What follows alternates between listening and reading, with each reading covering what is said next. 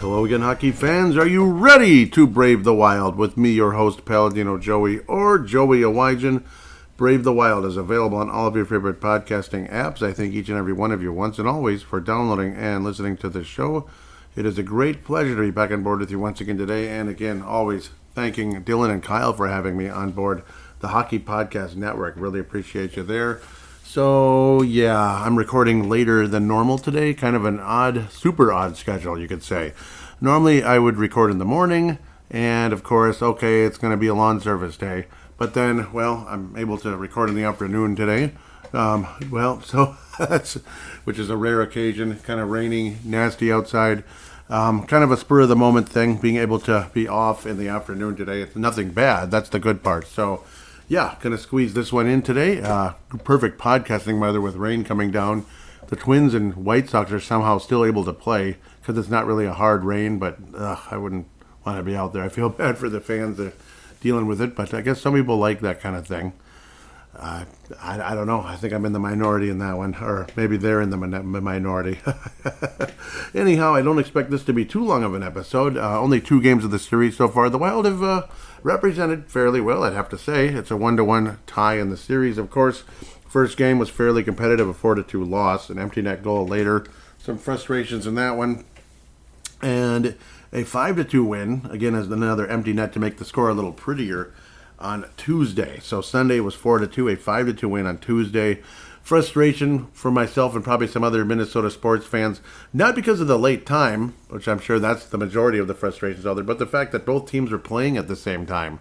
Kind of annoying. Same night and even like the same time. It just kind of figures how we end up playing like on the West Coast or semi-West Coast with Vegas. But yeah, a lot farther west of here.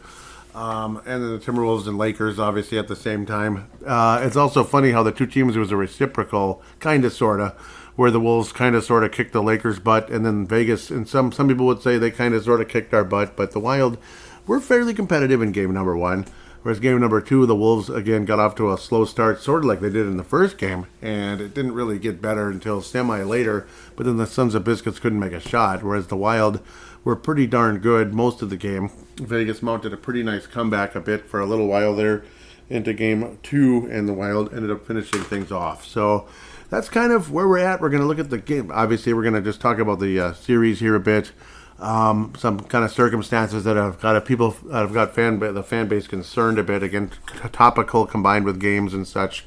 There's one major thing that's going on right now that's concerning. I think it's concerning, and it also means probably a certain player on this roster's days are numbered when, I don't know, it seemed like yesterday, it's like things looked all so good, but I guess it wasn't yesterday. It was a little while ago. This certain player hasn't been playing well for a while, and what the heck? You can probably already guess who it is. Maybe dig a tiny bit into the prospects, just a teeny tiny bit, and then, of course, fan interaction. So this is either going to be 2 segments or a 1-segment shot. We'll probably go with 2. Probably go with 2 just for the sake of the whole DraftKings deal. So still want to hear from DraftKings Pick 6, of course, on this show to open up the second segment. That's probably the best way to do it, to keep things organized. So a little executive decisions on the fly here. Playoffs have been good. Obviously, in the NBA, like a lot of people say, the first round in hockey is the best because you get the most games and this and that, and it's still competitive even when it's a 1 versus 8. Whereas in the NBA, you get Oklahoma City winning by like 50 points in game 1 over Memphis. I don't think Memphis is that much worse than Oklahoma City, but 50 points, good Lord. Like, see games like that, you can't really watch that. That's crappy. The Wolves-Lakers series is probably going to be super competitive, but of course, we're not here to talk about basketball yet. That's what's great about hockey, though, is pretty much whatever the round is. Oftentimes, you're going to get some pretty competitive stuff. Some series definitely don't go the way of a certain team, like a team gets beat in either 4 or 5 games, like a gentleman's sweep or such. So you get a bit of that as you go forward. So let's just keep going. Of course, second segment we'll look more at the other teams. 4-2 on Sunday night.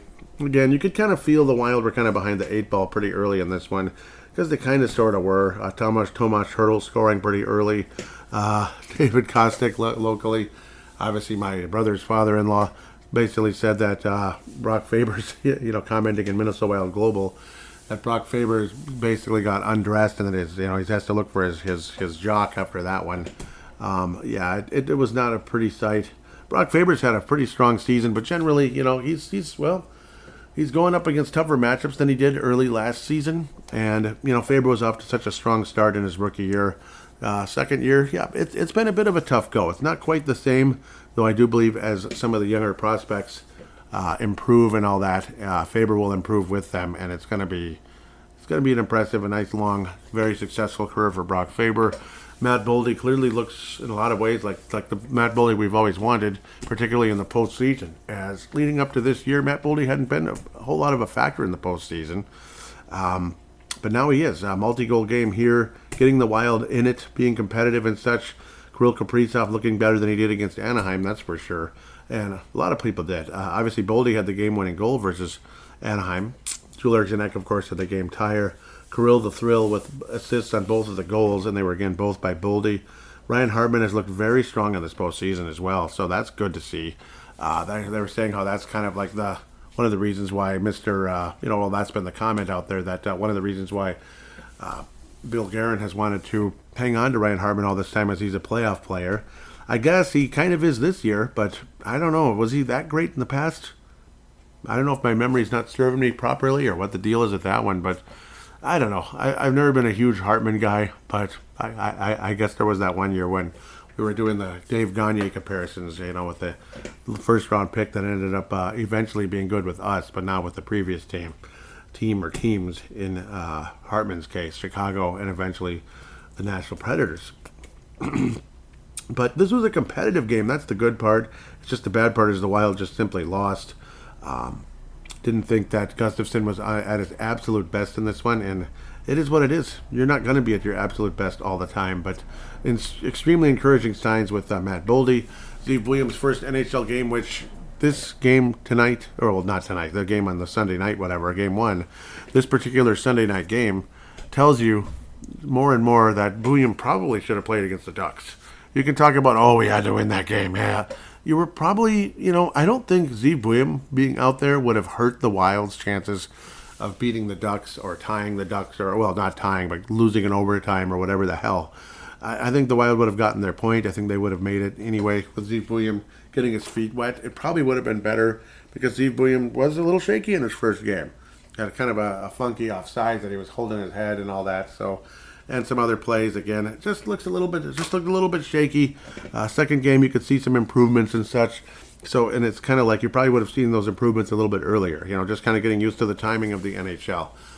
Where, it's simply like the NHL looks a little bit fast for him at the moment. And that's kind of how it is when you go to the next level. No matter what the sport is, like you move up in baseball, the pitching's faster, the balls are coming at you faster.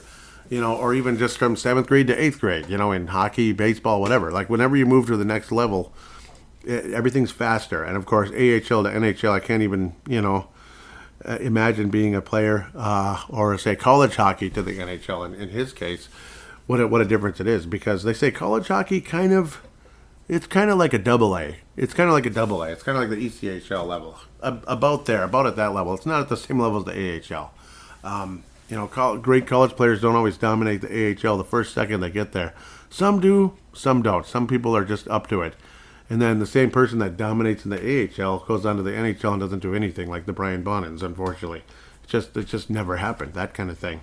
Zeev Buium, to me, is going to catch on, and he's going to be a special player in this league. A little too early to really say that he's flashing and he looks like a future star at the NHL level. I think it's too early to say that. Honestly. Now, will he be? Probably, yes. He's projected to be. And collegiately, he stood out like you wouldn't believe. But just kind of, it's one of those kind of give it time type of things. Like even Faber wasn't exactly dazzling when he first got to the NHL. He was incredibly good defensively. But like generally speaking, was he dazzling? No. I wasn't like, oh my God, he's the next, Cale Makar. Of course not. But you could definitely see signs that he was going to stick. And yes, I'm sure Zeev Buium will stick, and there'll be comments about that in the second segment, you could call it, in fan interaction and such. Well, this is going to be kind of like the first segment's going to be like the current series. second segment will be like, If your job at a healthcare facility includes disinfecting against viruses, you know prevention is the best medicine. And maintaining healthy spaces starts with a healthy cleaning routine. Grainger's world-class supply chain helps ensure you have the quality products you need when you need them. From disinfectants and cleaning supplies to personal protective equipment, so you can help deliver a clean bill of health. Call 1-800-GRAINGER, click Grainger.com, or just stop by. Grainger, for the ones who get it done.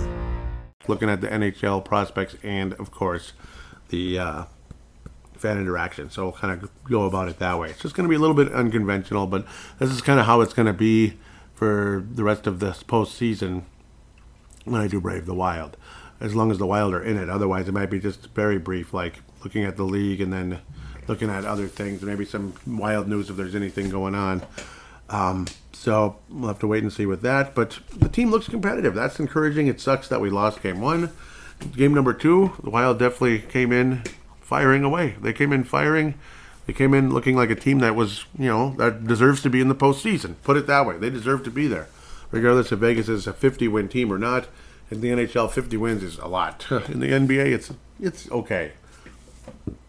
In fact, like this year's Wild team would almost be like the equivalent of an NBA's 50-win team, just about.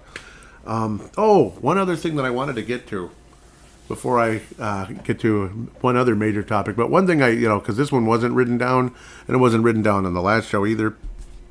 Sinbin, Ken, the host of Sinbin, made comments about, how I was kind of hinting at, like, they're not impressed with our coach and this and that, the coaching matchup. They think it's like Kevin Garnett versus Mario Elie, that kind of, Michael Jordan versus Mario Elie, that type of comparison. Like how Bruce Cassidy's, a really good coach. And I agree. I think he is a really good coach. He helped a pretty good Golden Knights team get over the hump, finally win the cup, that type of thing.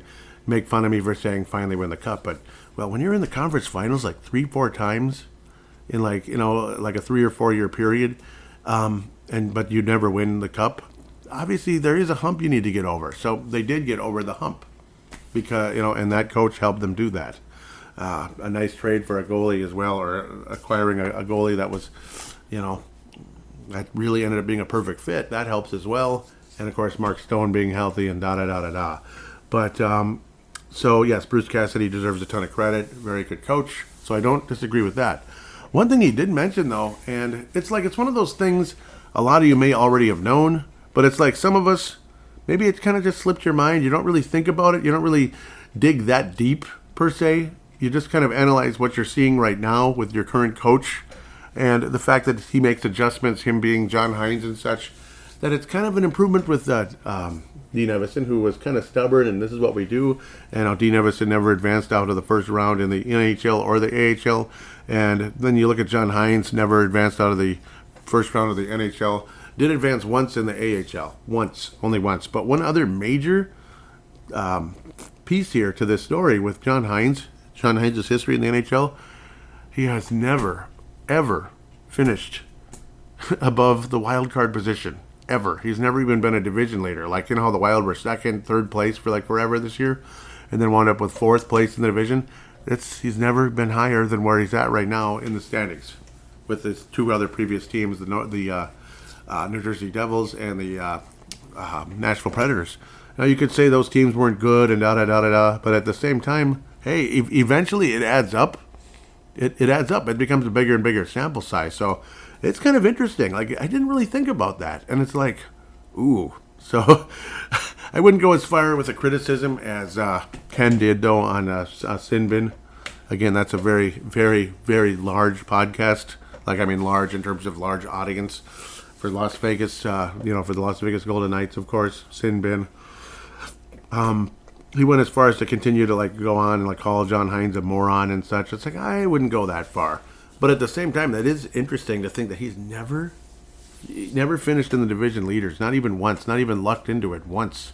And this year, of course, the injuries, prevented that from happening. This might have ended that drought, but it didn't. So once again, it didn't happen one way or another, no matter how you look at it as luck, good luck, bad luck, this luck or that luck, a lucky start or a really unlucky, like, second half of the year, that type of thing.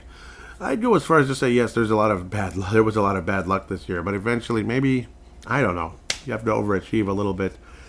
I don't know. Did this team overachieve in the second half? No. No, I don't think so.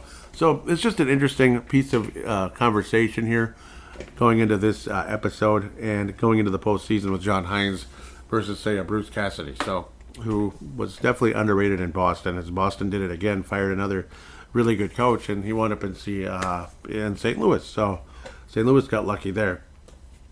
There was a time I thought the Wild lucked into Bruce Boudreau, how he scooped him up right after he was fired from the Ducks. But that's another guy who's had some playoff success. But yeah, he's definitely had a better career sample, much bigger sample size and a much better sample size than, say, a John Hines. But I don't know.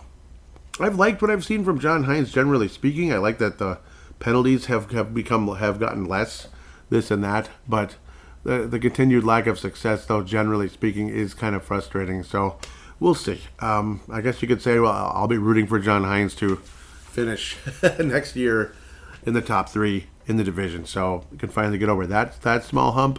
And then maybe this team wins this series anyway. So that would be really huge. So that doesn't guarantee him any type of like he's going to be like a spectacular coach, but it'll help his record one way or another. Well, Game 2 was impressive. We appreciate what happened. Matt Boldy getting his 3rd goal. That's the first 3 goals of the postseason scored by the Minnesota Wild were by Matt Boldy. So that's extremely encouraging. And Kirill Kaprizov assisting on every one of those goals. So that's also pretty impressive. Philip Gustafsson, very sharp in the game, almost had a shutout for a little while there. Well, he had it going for a while until Noah Hannafin was able to score on a turnover, unassisted, 4-1 lead by Minnesota. The Wild will build a 4-0 lead in this one. He felt great. Marcus Foligno, who's had a pretty strong start to his postseason. Ryan Hartman's been fantastic, generally speaking. Marcus Johansson has been what he is, a ghost in and out.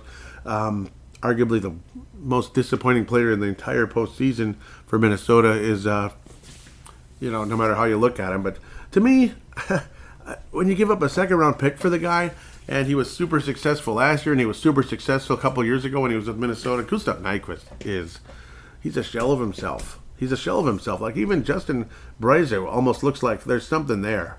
Almost. Now to maybe the feature presentation of this conversation, the most negative part of this whole background story, despite the fact the Wild went up 4-0, and now it wind up winning 5-2, which is wonderful, is that Marco Rossi, obviously, he's been a disappearing act for a while, going back into March, maybe even before that, into late February. Marco Rossi was demoted to the 4th frickin' line. 4th line. That's a terrible sign. That's a terrible sign of things to come for Marco Rossi, because isn't he approaching it's time to get that to get an extension? Yeah, like at minimum a nice bridge, like a bridge deal or something. But when you're demoted to the 4th line in the postseason, when center isn't exactly a rich history for Minnesota. I mean, thank God you have Joel Eriksson-Ek. Praise the Lord, we have Joel Eriksson-Ek.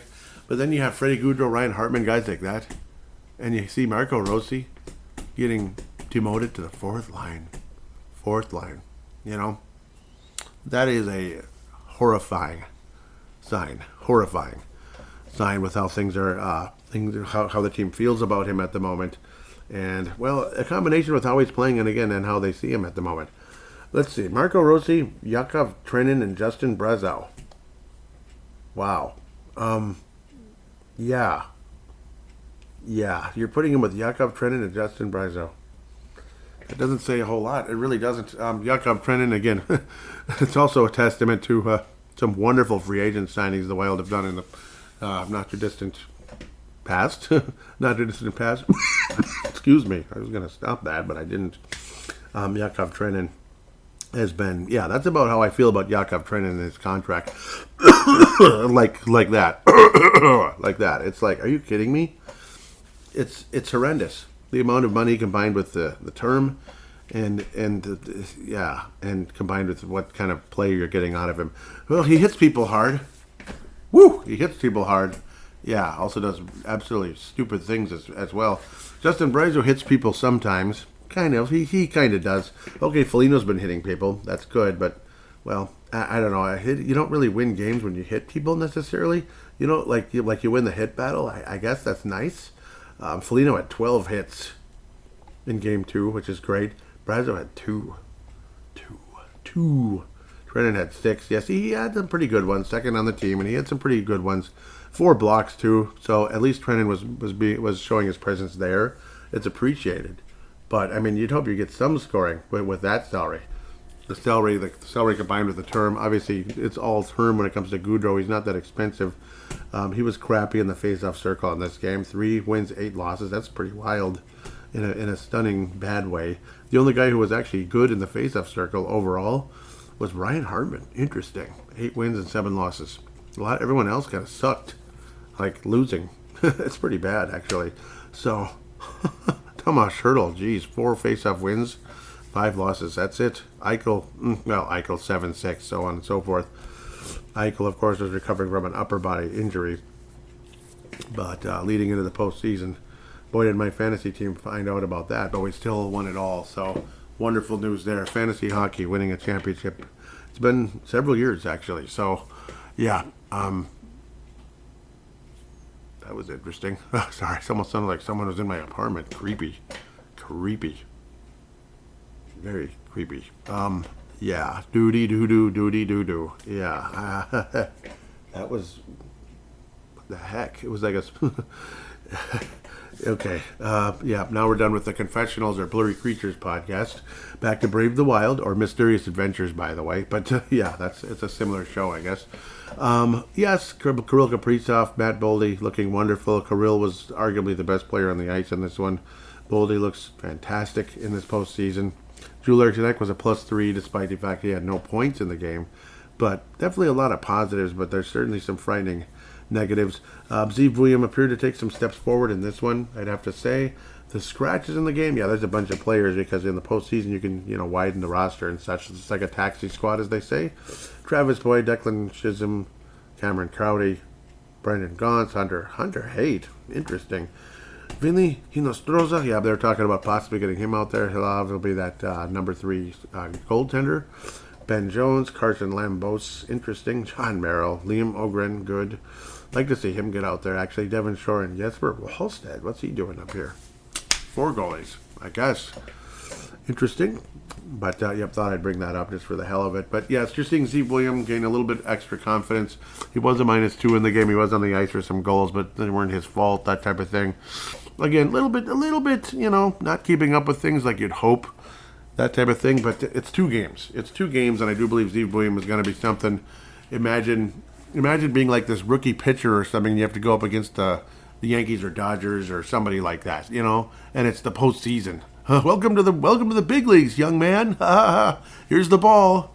You're starting, and you get to go up against, the Dodgers or whatever you'd compare the Vegas Golden Knights to. It's like, sure, okay, got it, guys. Well, it's like, yes, you go out with confidence and such, but at the same time, I mean, you might not go out there and strike out the first 10 batters. You just might not. Gosh, the Twins can't even score a run versus the White Sox. Yeah, sounds about right. It's kind of funny.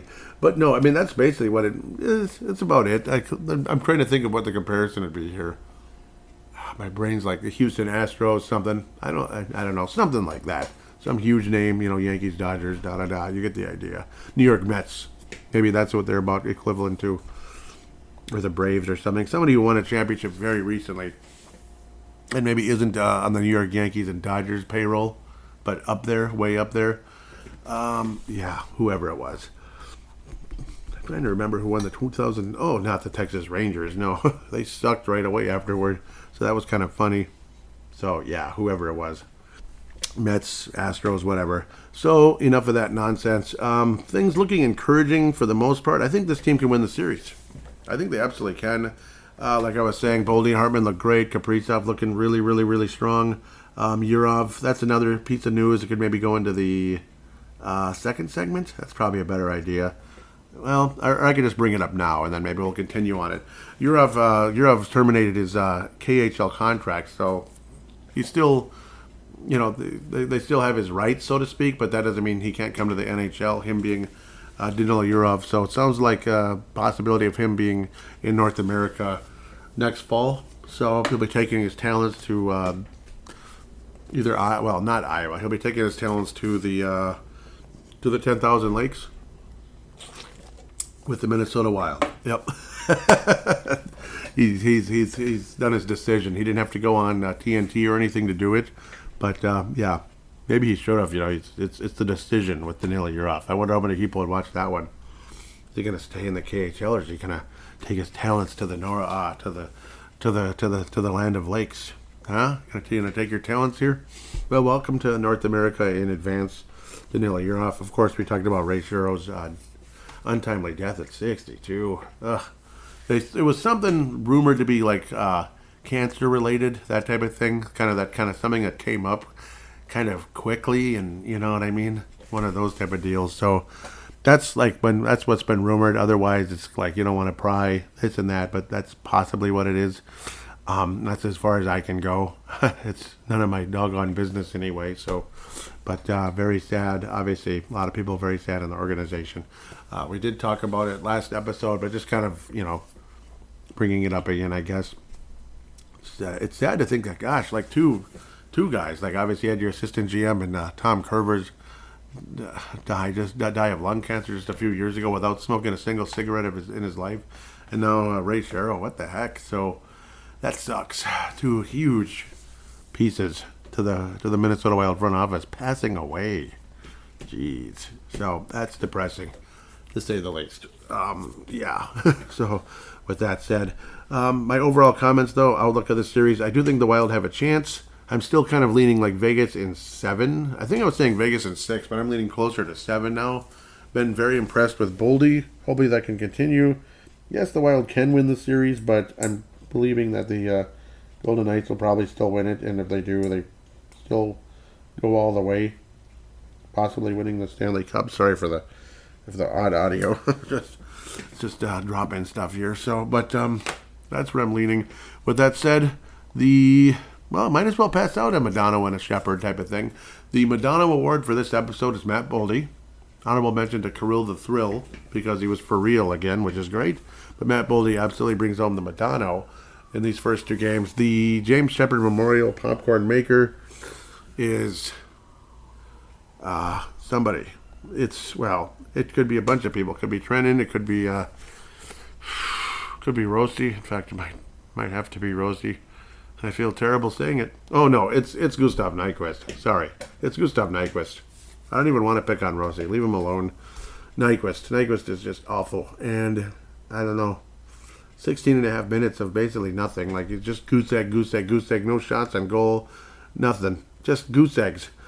He did provide some scoring chances early on, like late in the season. He had a couple of good moments, some scoring chances for some people. But I don't know, the past couple nights, it's just like, that's about it. And that's a second-round pick gone, which I think should also given a strong honorable mention of the James Shepherd Memorial to Bill Guerin for that trade. Like, what the heck? Like, you saw things weren't going so well in Nashville. If they're asking for a second-round pick, tell them to, tell them to do something to themselves. Tell them to go do something to themselves. Like, seriously, that's garbage. Second-round pick? How about a 4th or 5th? How about a 5th? Like, 5th would be about, some people would even say 5th is expensive for the production you're getting. But that's probably about appropriate. Okay, 4th? I mean, shoot, 2nd-round pick. And people giving me the garbage in the past, like, 2nd-round pick is like, yeah, you're not going to get anybody out of that anyway. Like hell you're not. Of course you're going to get somebody with a 2nd-round pick. 2nd-round picks not making it to the NHL, I think, are pretty disappointing, honestly. Oh, it's 4 or 5 years down the road, though.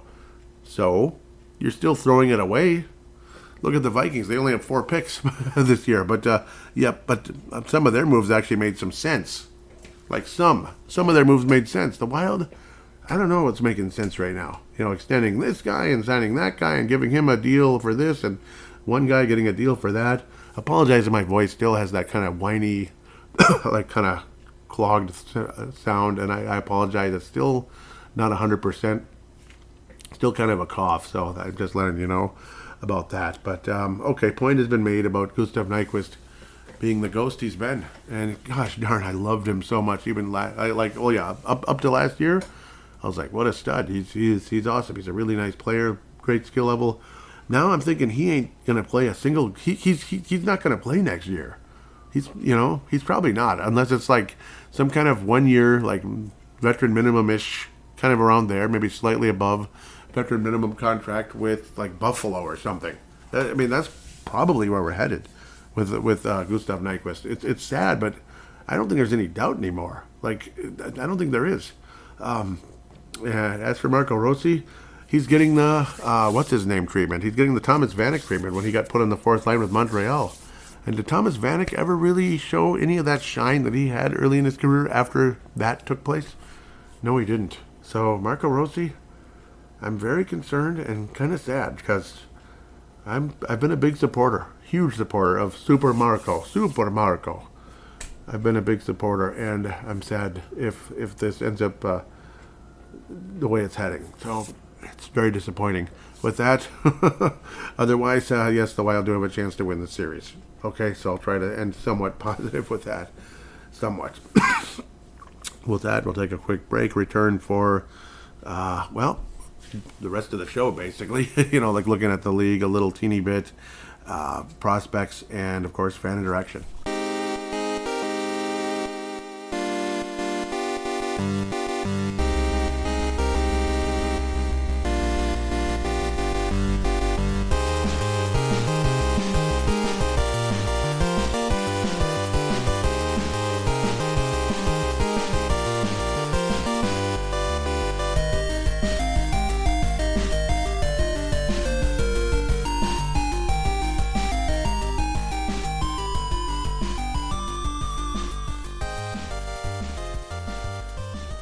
And we are back here on Brave the Wild as Target Field is slushy dusty. They're putting that air dry down all over the place on the sand, but at least they're able to play through it.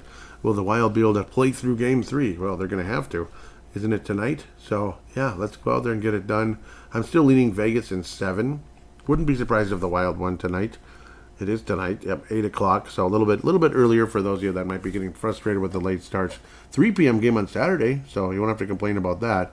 And everything else is TBD after game number 4. There will be a 5th game for sure because, well, it's 1-1. It is a 5-game series now at this stage afterwards. So we'll see what happens. April 29th, May the 1st, and May the 3rd. No May the 4th be with you. Not for the Wild, but maybe for the Wolves. May the 4th be with them, I guess. All right, anyhow, with all of that said, I don't know what's wrong with me. We're going to hear from DraftKings right here and right now. That's the Wolves, I guess. Anyhow, ready to win some real cash during the basketball playoffs? Yeah, see, there you go. Check out Pick 6 from DraftKings when it comes to basketball payouts. DraftKings Pick 6 posterizes the competition, including prize picks. Hit all your picks and score higher minimum payouts on Pick 6 plus even more cash if you outscore the competition. Pick 6 is available in most states, including Missouri, California, Texas, Georgia, and more. So I really enjoyed doing this, especially in the postseason. You get so many games to choose from. So, I mean, how do you not? How do you not? Keep picking those Detroit keep picking those Detroit Pistons. Wouldn't be surprised, but we'll see how that turns out. Or the Timberwolves, doggone it. New players get $50 in Pick 6 credits instantly on just a $5 entry. Download the DraftKings Pick 6 app now and use code THPN. That's code THPN for new customers to play $5 to get $50 in Pick 6 credits. Better payouts, bigger wins. Only with Pick 6 from DraftKings. The crown is yours. Gambling problem? Call 1-800-GAMBLER. Help is available for problem gambling. Call 888-789-7777 or visit ccpg.org in Connecticut. Must be 18 plus age and eligibility restrictions vary by jurisdiction. Pick 6 not available everywhere, including New York and Ontario. Void where prohibited. 1 per new customer. Bonus awarded as non-withdrawable Pick 6 credits that expire in 14 days. Limited time offer. See terms at pick6.draftkings.com/promos. And thank you once and always, DraftKings. Thank you. Here from all of us on the Hockey Podcast Network. So. The series continues and so on and so forth. I kind of semi-made my predictions and such. I think you got the idea. Winnipeg is up 2-0 over St. Louis. The Blues looking competitive, but Winnipeg's been winning the games, and that's just kind of how that goes. Hard to believe, wow, the Dallas-Colorado series is already 3 games in. The Dallas Stars are up 2-1. I'm sticking with my pick with the Stars winning. Obviously, Winnipeg winning the other one. I did pick it. St. Louis, a lot of people were like, what was it? Pat Micheletti picked St. Louis to beat Winnipeg, obviously with the new coach and everything, and how, gosh, they made a transformation over there, but I don't think it's going to be 2019 all over again. That'd be kind of cool, but Ryan Suter's on the roster, though. Yeah, but I was quite happy for St. Louis fans that year. Maybe I shouldn't have been. It's not like, would they give 2 bleeps about us if it was us going on a cup run? I don't know. Maybe they would. Somehow I don't think anyone cares about us. Sons of biscuits. Anyhow, Minnesota and Vegas, like we said, 1-1, and it's going to be a nice one. It's going to be a nice series. I've enjoyed it so far. I have. And the last time we played Vegas, it did go 7. Los Angeles 2-0 over the Edmonton Oilers. Recently a 6-2 butt kicking.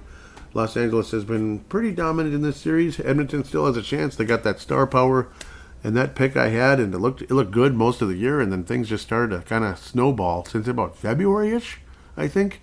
Things have gone kind of the wrong way. Things have been kind of going downhill for the Edmonton Oilers. They still finished, so like Chris Knobloch right there. Well, there's your top 3 finish, which again, like the complaint with John Hines that was brought up by Ken of the Sin Bin. Yeah, no third place or higher finish ever. Kind of sad, when you think about that. As frustrating as Edmonton's been, they still finished in that top 3. Washington and Montreal. Montreal looked competitive, but Washington, again, similar with the Winnipeg-St. Louis series, up 2-0. Carolina's looked pretty damn good versus New Jersey.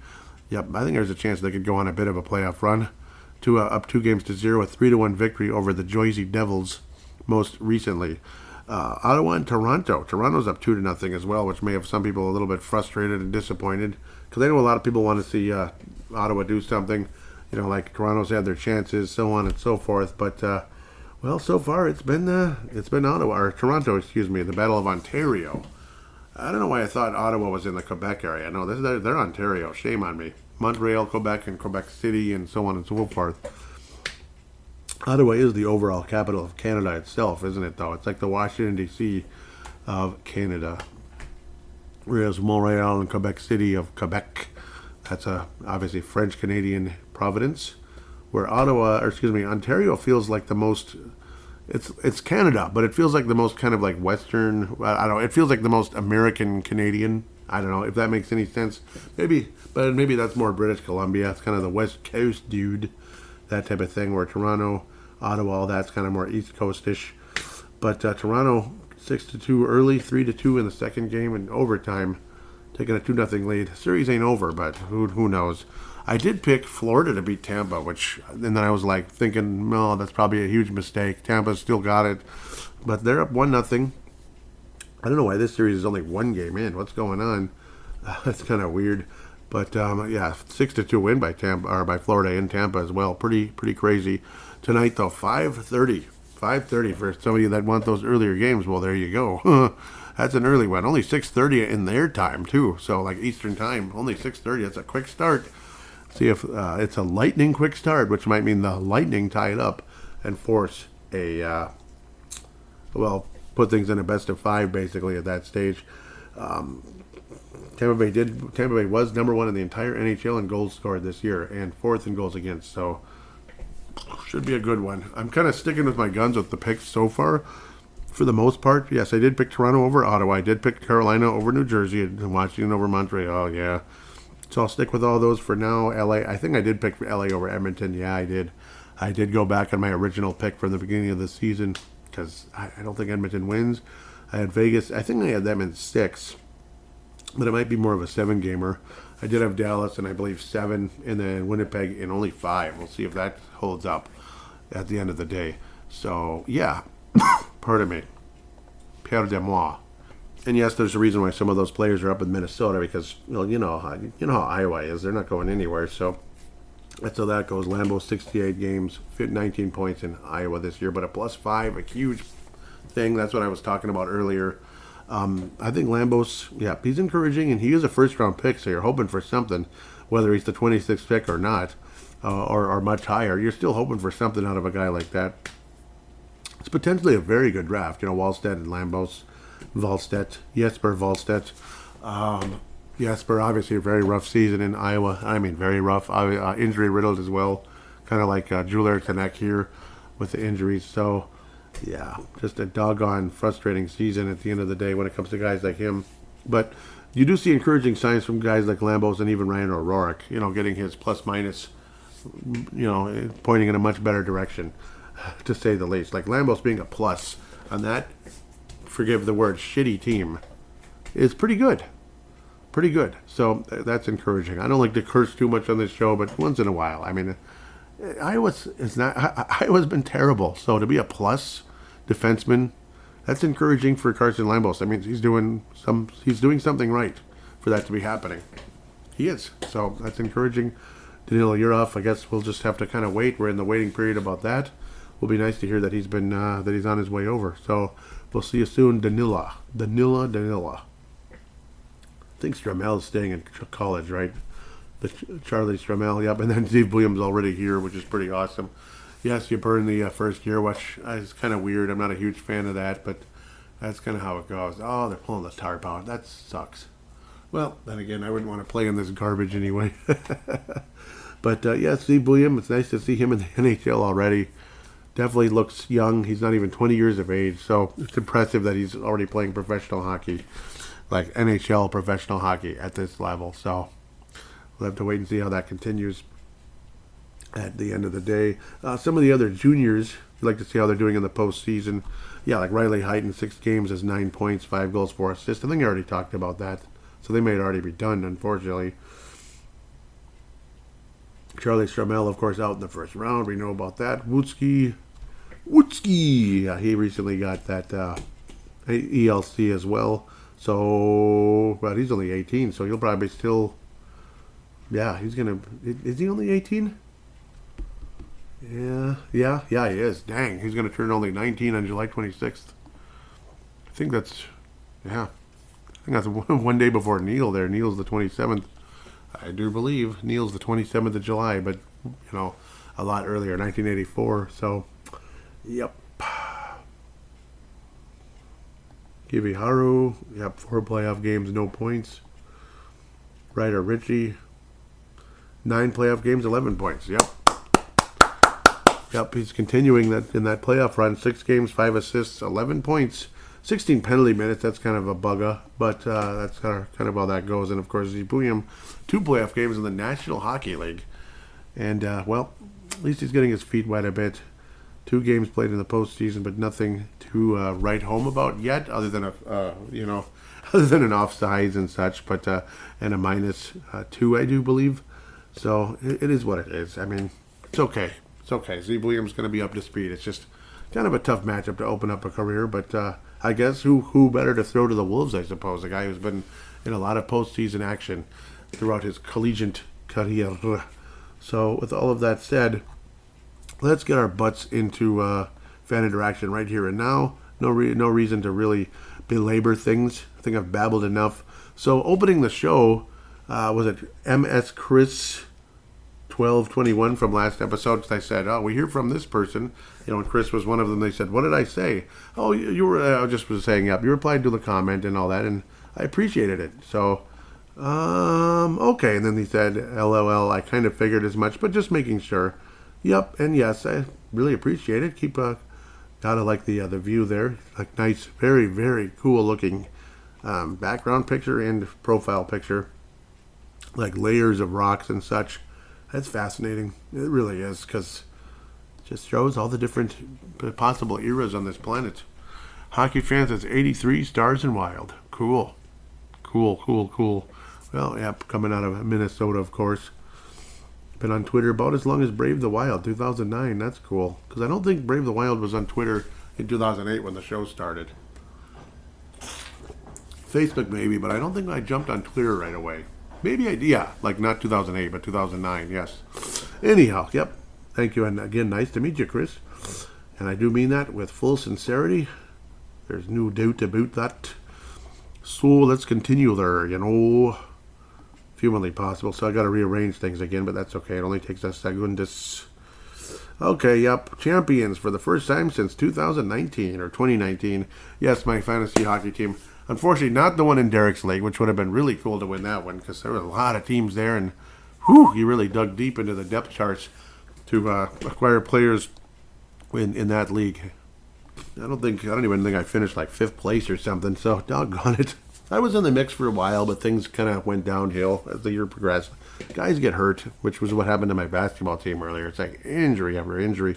But this, I do at least one just regular public league every year. Well, not me doing the league, but joining it just casually as the North Stars, and we won it all. So looked kind of scary for a little bit to start off things because I didn't get the roster correct to the first day of the first day basically, but after that things kind of gradually improved, and it was one of those magical years. You're finishing first, you're in first all year, and you hope to get the victory in the end, and thankfully it happened. One of those magical seasons. It's an absolute pleasure. Looks like there's some responses this week, and I love it. Morty. So this one I had to hashtag it just to make sure it showed. So Morty jumping in on board, N-Star fan. Stick with William or plug in Merrill or Chisholm. Is this too big of a stage too soon for Zeev? Does Foligno go round 2 with Haig for abuse of Kirill again and others? What is the reason for the lack of shots on goal from the D? Oof, yes. What game does the penalty bug hit the Wild? Well, on the last question, hopefully never. But don't be surprised. Something stupid. One of these home games, don't be surprised. Games 3 or 4. Yeah, because I do think the Wild split at home. I think it's going to be 2-2 after these 2 games, and then after that, it's anybody's guess. But I do believe it's going to be a 2-2 type of deal, and I think the game we lose, the penalty bug hits the Wild. So put it that way. Whichever game goes south, it could be tonight, it could be Sunday afternoon. Wouldn't be surprised if it was Sunday afternoon. That sounds like a classic disappointing Wild game.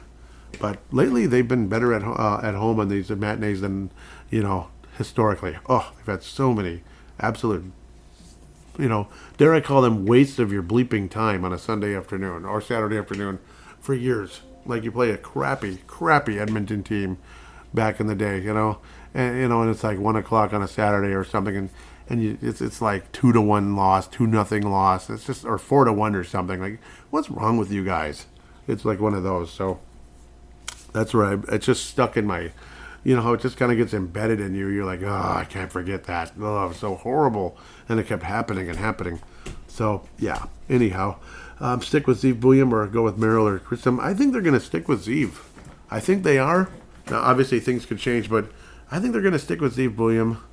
At least, that's just my guess. I think Christum, I got a feeling he's not going to play. I think he's done. I think he's played his last game with the Wild, honestly. He's been horrendous. If they put anybody in, like it'd be Merrill. I know that's extremely unexciting, but I think Chisholm's done. I think he's done with the Wild after the. I think he's already played his last game with Minnesota, unless somehow we go on some crazy playoff run.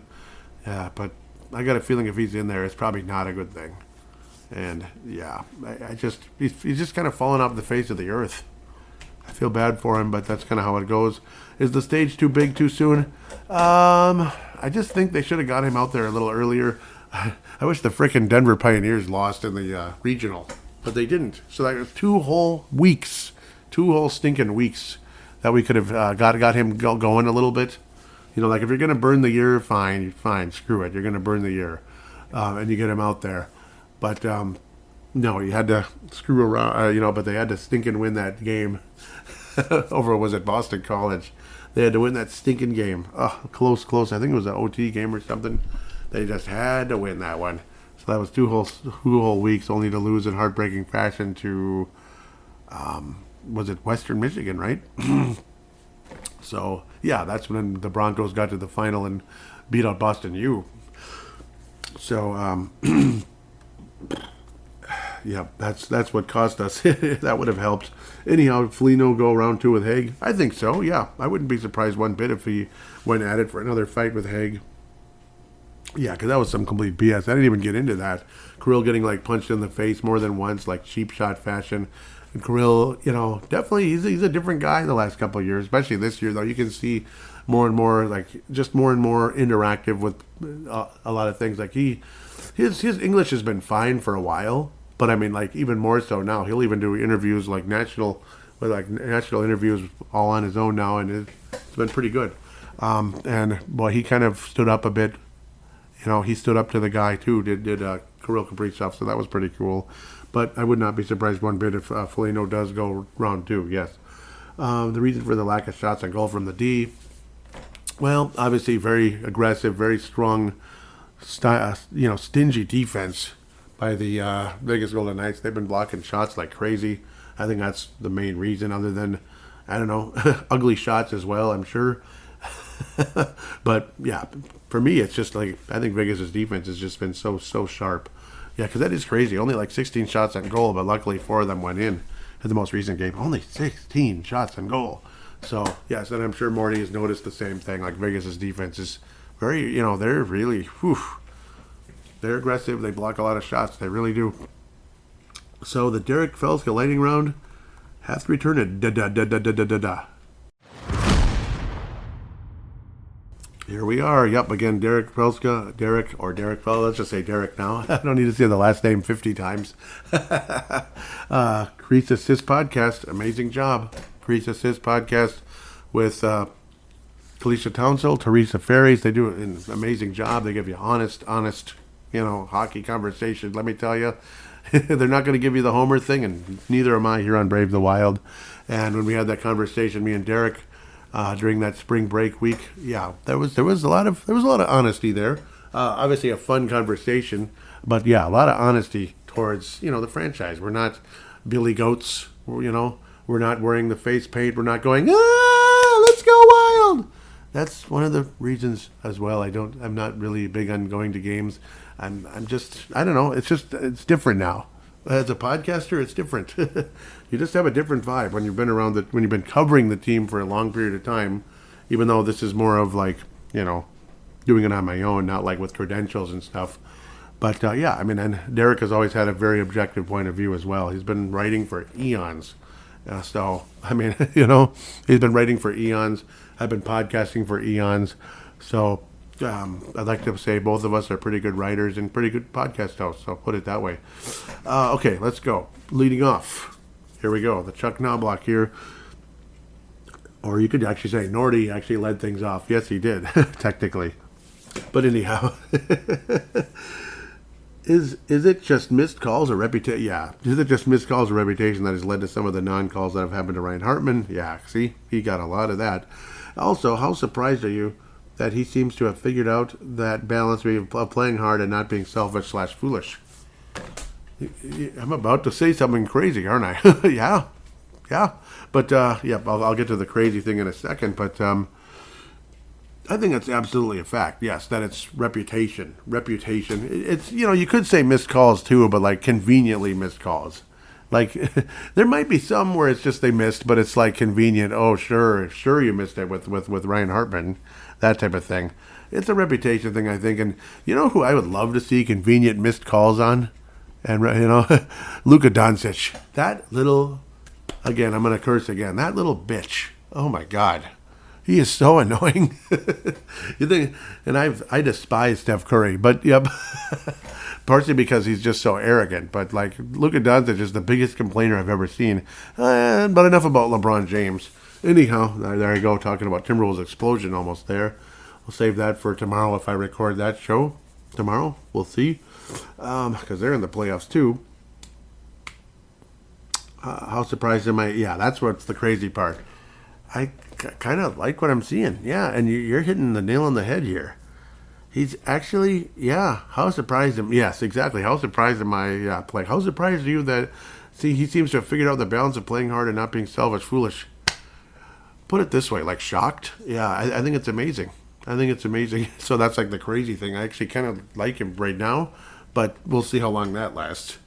It's I like Ryan no, I didn't. I can't say it. It's like LJ. It's like a good LJ. What the hell is that? LJN.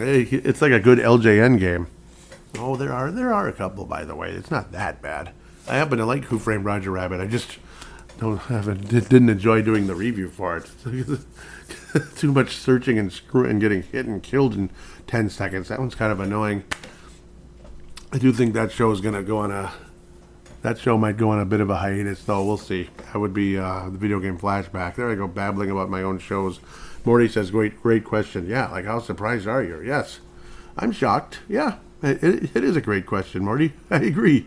Next, Kirby Puckett batting third. Yes, sir. Why is it that Eastern Conference teams get extra days off when they don't have nearly the same amount of travel as Western Conference teams? That's a good point. The last teams to play Game 1 are both in Florida. Yeah, isn't that stupid? Like, what kind of travel is that? Like Miami-ish to like Orlando, not Orlando, Tampa. Like, oh, you know what I mean?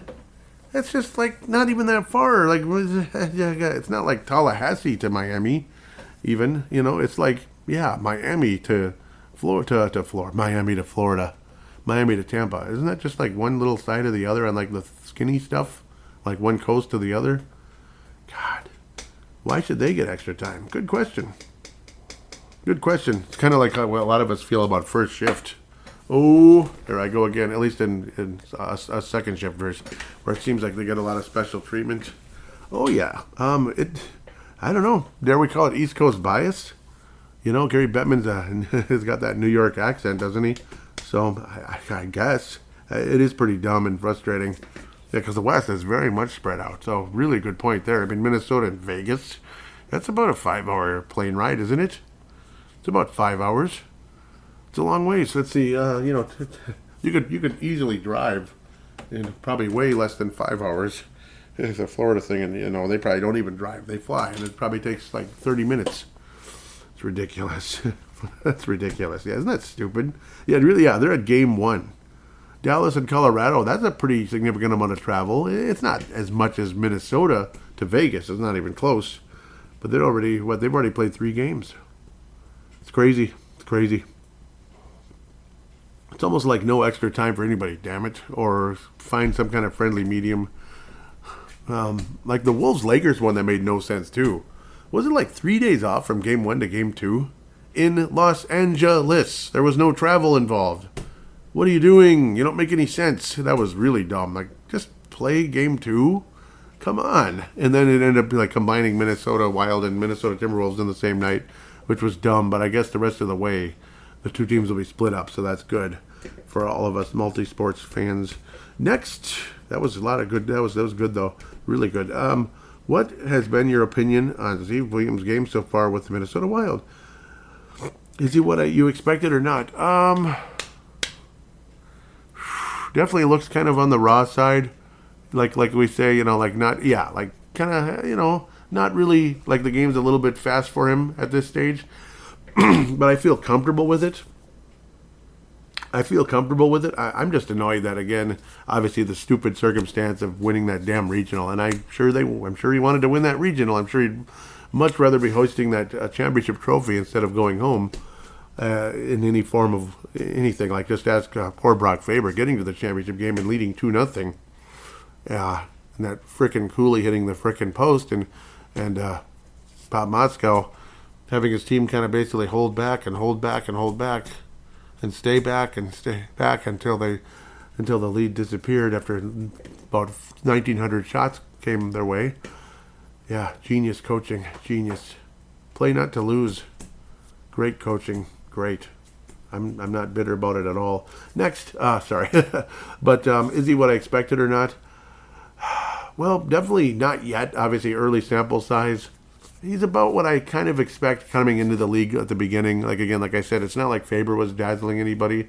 His defense was incredible for the most part, but obviously he was, well, you could say kind of staying back a bit. Obviously playing a stay-at-home kind of guy. Like you're first getting to the league, you're probably terrified of getting scored on.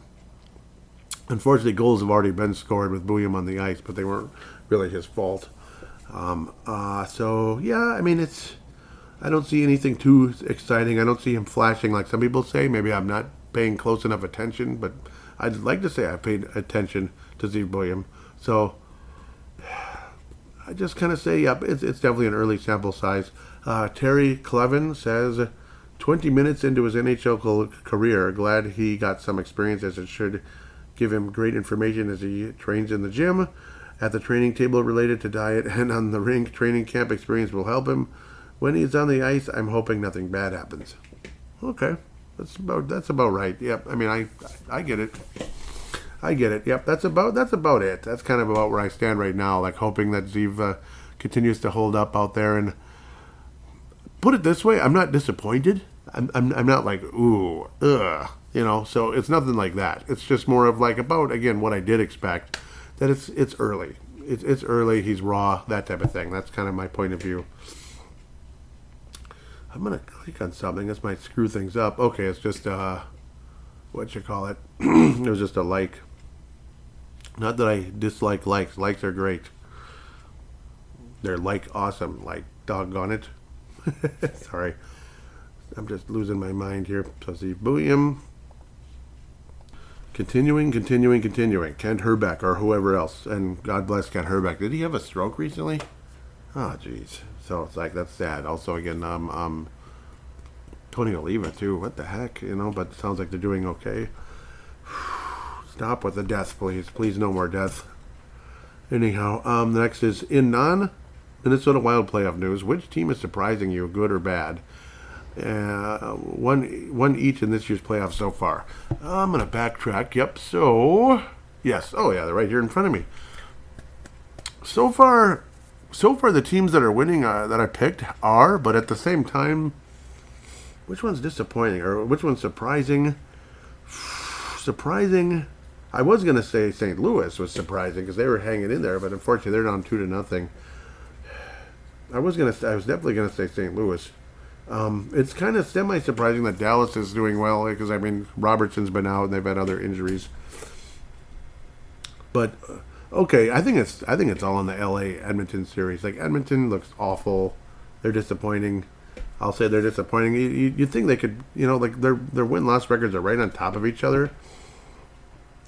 Just LA has more overtime losses. That's about it. Then Edmonton has more regulation losses, so that does count for something. Oh, man, I think LA's surprising me just how much they're kind of kicking some butt. You could say, like, they've been really good in the series, so that's definitely something to talk about. And Edmonton, again, just getting their butts kicked in that series has been disappointing, to say the least. I just want to see the whole series. Come on, what's wrong with you guys? But so it's kind of like a combination of those two. Like, I kind of wanted to see Edmonton do something here. I kind of wanted to see them kind of come out of it. It's not like they're this terrible team all of a sudden. They forgot how to play. Obviously, they've had injuries, but I mean, I don't know. You'd think they'd kind of get things together and all that, but LA has certainly much been dominating them. So that's kind of, in a way, where I would go with things right now. Ottawa obviously isn't surprising. They're down 2-0. Same with St. Louis. Otherwise, it could have been one of those two because, yeah, it could have been one of those two or two teams that are, probably better than their record. That type of thing. They're probably better than their record or their current standing in the postseason. And even Minnesota, I think, has been mildly surprising. They've been pretty good against the Vegas Golden Knights so far. They have. Carolina's not too surprising. I think they're just better than New Jersey, Washington, blah, blah, blah. Tampa, Florida. I think that's kind of an evenly matched type of thing. Tampa's fantastic, but Florida's won a Stanley Cup recently too, very recently. So that's kind of how I go with things there. So it's kind of like LA is surprising just how much they've dominated Edmonton, and Edmonton is disappointing with how much they've been dominated. Put it that way. Continuing. So obviously a good question. Next, come on, what's going on? This is still Derek, of course, like I say. The Minnesota Wild finally look like they've learned / realized the lessons from past failures by driving to the net. Yeah, see, that's where they've been surprising, yes. Showing a sense of urgency. And their best players raising their game. Exactly. What odds would you give them to earn their first series since 2015? I think they have a real shot at it. I do. I think like 45% chance. Less than 50. But I think they have a chance at this series. And if they win this series, heck, you never know. You never know. I don't like playing Dallas or Colorado, but who knows? Maybe maybe the Wild could actually beat the Stars in a series. That'd be amazing.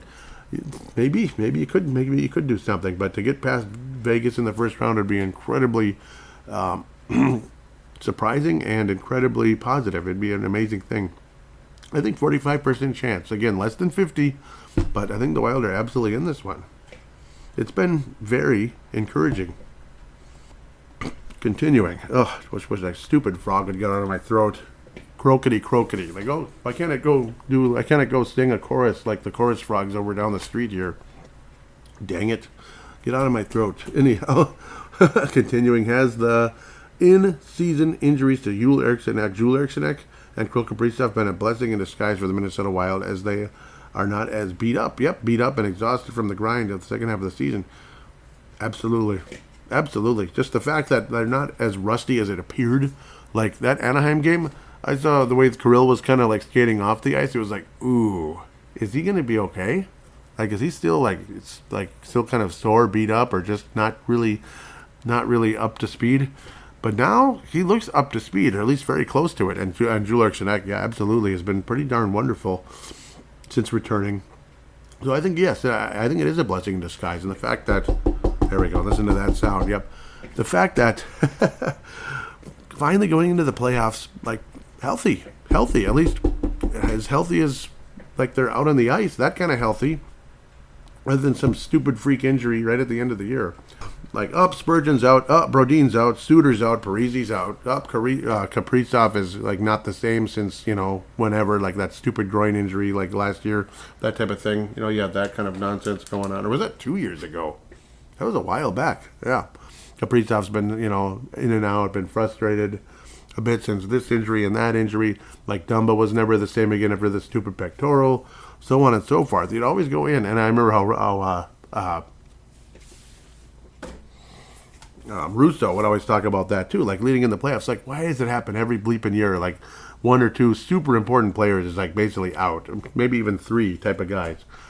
Super important. The Spurgeons, the Parises, and blah blah blah over the years. Some bullcrap freak injury, something like that. Joel Eriksson and others. So this time it's the guys are coming back at the right time, kind of like the Vegas Golden Knights magically, and when they went on to win the Stanley Cup in 2023. Like, oh, there's Mark Stone. Where have you been, Mark? Nice to see you. You look good. Yeah, that kind of thing. Anyhow, Jay Bushy jumping in says, why do the networks have it out for us Wild fans? They had games on ESPN and ESPN2 on Monday. Why not last night and push up the start at least an hour? Make it a little bit early. Yeah, 10 p.m. Yep, I know a lot of people have been very frustrated with those late starts to the games. And yeah, the networks, that is kind of an interesting thing. Because I swear, Jay, it's like we're treated like flyover country. It seems like it's been that kind of thing forever. Like me and Marcus, the forecaster, used to get so pissed off, like, and others, like, yeah, be it the Viking, well, the Timberwolves. It was like, and the Timberwolves are picking next, and then it's like, boom, it just goes to, it goes to commercials. It's like, oh, come on. It would happen all the time, or say like it's like later round pick type of stuff, like the Vikings, 4th round, and then it goes to ads. Yep. So it feels like we are treated like by flyover country by the ESPNs. It's been going on forever. ESPN type of channel, like ESPN basically. It's felt that way forever. That East Coast biased or whatever. Just again, like look at Florida. But I think too much downtime is bad too. Well, for one, like as a fan, you're like, okay, can we freaking play? Jeez. So that's the other extreme of things. It's like one extreme or the other. Final one, but Greg Gagne style. Derek jumps in one last time. There he goes. Yep, Cal Clutterbuck. Yep, that's the one. Yep, Cal Clutterbuck is hanging up the skates after a 17-year NHL career, including his first 6 with the Minnesota Wild. Yep, I remember talking about him quite a bit on Brave the Wild. That's how old Brave the Wild is. Because Brave the Wild's 17 years old, too. Anyhow, Cal Clutterbuck is hanging up the skates of his 17-year NHL career, including his first 6 with the Minnesota Wild after we drafted him in the 3rd round, 72nd overall in 2006. What was your favorite Cal Clutterbuck memory? Well, I mean, obviously I liked the hits he would make. I liked kind of the early on, just him kind of making the team and the way he stuck. That's kind of my favorite memory. My dislikes of him were how seemed like all he did was agitate people, but never fight. That can be annoying. I know teammates got tired of that nonsense. It's like, okay, now I have to fight this guy instead of you. Like, what's up with that? So not to reflect negatively on him necessarily, but that was kind of the main thing. Just the fact that he was able to stick around. Because I don't really have any great memories of him. Because unfortunately, that was during a very dry period for the Minnesota Wild. So it was a dry period for the Minnesota Wild at the end of the day. That's the one thing. Like, they didn't really compete back then. It was kind of, again, that down period in between Gaborik to Zach Parise for the most part. So, he was here a few years after that. But again, and then I think players were getting irritated with, again, like the agitating other players, and then ultimately, like, never fighting. So there was that. So I think that should wrap things up here. Want to give huge shout-outs again to Grease's podcast. Absolutely. MNW Young Guns / MNW Players. Obviously, love keeping up with the prospects and great guys with Pavel Bennett, Justin Bakke there. Minnesota Wild Global, Scott Cavendish, David and Chance Kostick, Kathy Main, David Abraham, Michael Fick, Chad Walski. Great page. Really appreciate it. Patrick Turner, not Michael Turner. Patrick Turner, coming out of Florida, Minnesota Wild Nation. Great page as well. So thank you all very much for keeping up with the show.